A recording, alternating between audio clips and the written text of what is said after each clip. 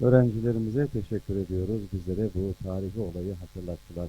Ve şimdi konuşmalarını yapmak üzere huzurlarınıza Sebahattin Zaim Üniversitesi öğretim görevlisi Doçent Doktor Burhan Saiti'yi konuşmalarını yapmak üzere davet ediyorum efendim. Assalomu alaykum, hurmatli ota-onalar. Assalomu alaykum, cho'nglar. Assalomu alaykum, mushadagi barliq farzandlarimiz bo'libmi mushu maktab bitirish murosasida qatnashayotgan 50 hofiz va hofizalarga salom bo'lsin. Gerçi biz ezilgan bir millat bo'lsakmi, boyadadan farzandlarimizning og'zidan angladik qanchalik ezilganimizni. Lekin biz shundoq bir millatki haq bilan nohaqni, muhabbat bilan nafratni, adolat bilan zulmni, halol bilan haromni, pokizlik bilan maynatlikni ayirib, aqidani, samimiyatni, oqko'ngillikni, shukr qanoatni hamroh qilib kelgan bir millat. Men oldi bilan farzandlarimiz uchun bir ikki so'z gapiray. Ondan keyin ota-onalarimiz uchun bir qancha gapiray. Bolalarimiz uchun endi boyadan deb aytdi. Sizlardan kutgan umidimiz faqat o'qish, o'qish, yanlam o'qish. Uning uchun nima qilish kerak? Tirishish, yanlam tirishib endi o'qish kerak. Sizlar bizniki vatanimizning ya'ni diyarimiz Sharq Turkistonning umidlari. Shuning uchun millatning ota-onamizning ota-onalarning umidini oqlash uchun tirishib o'qishinglarni umid qilaman. Boyatidan Mahmud Tamallam degandek bizda ikki qanot bor. Bir qanot bo'lsa iymon, yana bir qanot ilm fan dedi. Ya'ni ilm fan ikki turlik bo'ladi. Birisi diniy ilm, yana birisi fanniy ilm. İlim fanni bir qanotga o'xshatsak, dinni ham bir qanotga o'xshatamiz. Lekin dinga qarshi turgan ilm fan demaymiz. Dinga qarshi turgan ilm fanni qabul qilmaymiz va cho'rib tashlaymiz. Shunlashqa rahmat. Shunlashqa demoqchi bo'lganim bizda inshaalloh bir qanotimiz kuchlanadi inshaalloh. Bu yerdeki farzandlarimizdan şunu görüyoruz ki bir kanatımız nihayet güçlük. Lekin yan bir kanatımız olsa acizrak halatta turvatımız.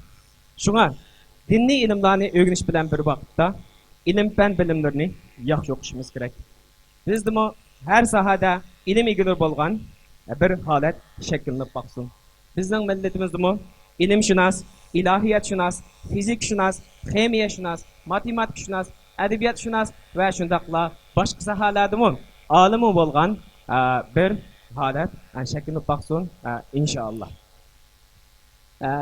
Ota-onalarga deydigan sözüm bola tarbiyalashning bir formulasi bo'lmaydi. Bir formula hech qanday har qanday bir farzandga tushib yetmaydi. Har bir farzandning, har bir bolaning o'ziga yarasha o'zi kuchli xarakteri va mijozi bo'ladi. Lekin mening his qilishimcha, mening bir dada bo'lish yoki ota bo'lish salohiyatim bilan mening his qilganlarim tuvandikcha. Ya'ni birinchisi farzand uchun muhabbat ko'rsatish. Ya'ni ularga doim mehr muhabbatni ko'rsatib turish va ularga ulgu bo'lish. Ikkinchisi rostchil, adil va samimiy bo'lishga undash. Ularni yolg'on so'zlashdan yiroq qilish va shundaqla ularni rostchil bo'lishga rag'batlantirish. Yolg'on aytayotgan vaqtda ularning yolg'on aytayotganini bilib turib, lekin ularning rost gap qilsa biz ularni mukofotlaydiganligimizni bildirib turib, ularga cho'qim rostchil, adil va samimiy bo'lishga undash. To'rtinchi, undaq desam ko'ngillarga kelmasin. Hamda ilm jihatda, diniy jihatda bo'lgan vaqtda bolalarni qiziqtirish yo'li orqali ularni ilmga yetaklash. Ya'ni ularni majburlash emas, faqat qiziqtirish yo'li orqali ularni şu ilim egallashga har ikki jihatdan va diniy va fanniy bilimlarni egallashga undash.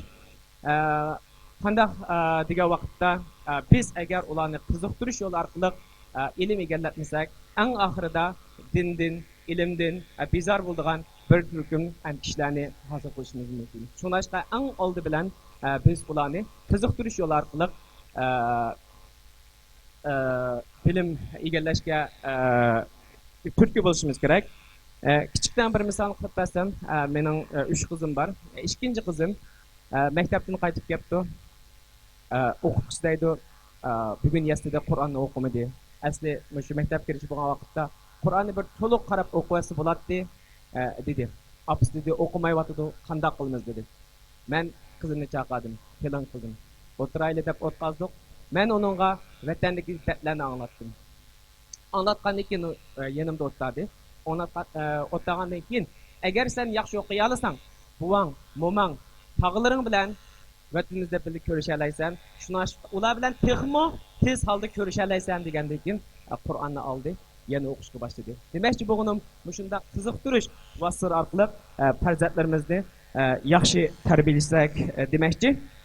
To'rtinchi, bu eng muhimi, ota-ona bo'lish suhbatimiz bilan bu eng muhimi yeni Uyg'ur tilini saqlab qolish. Men tunogin kechda Londondan qaytib keldim, bir yig'inga borgandim. Aşağıda bir til uchun, adabiyot uchun to'p qo'shqatgan bir inson qizidan tufun keldi. Kelgandan keyin diqqat qildimki, Uyg'ur tili orqali emas, ingliz orqali gaplashyapti. Qalblarim uchilindi endi. Chunki birinchi avlod Uyg'urning qizi Uyg'urcha so'zlayamsa, biz chet elga boshqa ish qilish uchun emas, faqat avlodlarimizni yo'qotish uchun chiqqan bo'lamiz. Shuning uchun Uyg'ur tilini saqlab qolish nihoyatda muhim. Ya'ni agar Uyg'ur tilimiz bo'lmasa, kimlik yo'q bo'ladi, millatimiz yo'q bo'ladi. Shundaqla o'zligimiz yo'q bo'ladi.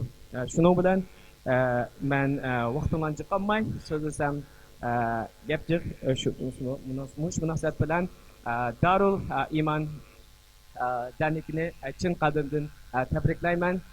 Ya'ni shu din sohasi uchun qilgan ko'pchiliginglarga birinchidan Allohning rahmati bo'lsin.